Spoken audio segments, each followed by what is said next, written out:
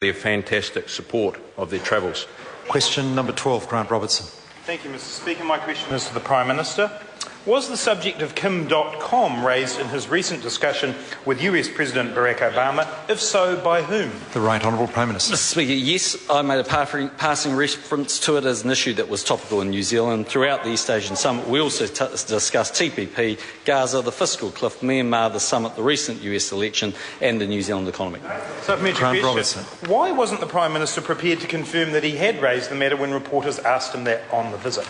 The Right Honourable Prime Minister. Because it's been the long-standing, I think, position of New Zealand Prime Ministers to have discussions that they don't characterise every part of with other leaders. Otherwise, by definition, you really couldn't have those kind of conversations.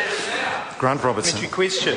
Does he stand by his statement that Kim Dotcom is not a, quote, top-of-mind issue for him, given that in the very few minutes he has with President Barack Obama in 1 year, he decides to raise it with him? The Right Honourable Prime Minister. Mr. Speaker, well, contrary to that member's opinion, it wasn't very few minutes that I had with President Obama, but this point was about 30 seconds of the considerable amount of time we had to discuss matters. Grant Robertson. Mr. Speaker, would he expect to be informed about extradition proceedings involving a New Zealand resident where the extradition order was signed off at the highest levels of another government?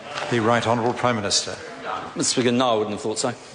Grant Robertson. Question, Mr. Speaker. Was he informed at any point in 2011 that the US government wished to extradite a person resident in New Zealand for copyright infringement, racketeering and money laundering? The Right Honourable Prime Mr. Minister. Speaker, no. And that brings to an end questions for oral. Point of order, the Honourable Maurice Williamson. In order to clear up some of the confusion in the House today, I wish to table a document which shows order the source of the document. It's on parliamentary letterhead showing 100,000 houses over 10 years. The member is 1.14 seat.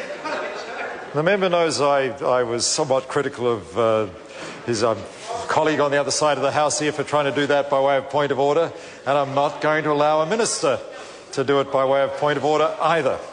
That brings to a close questions for oral answer. I call on government orders of the day number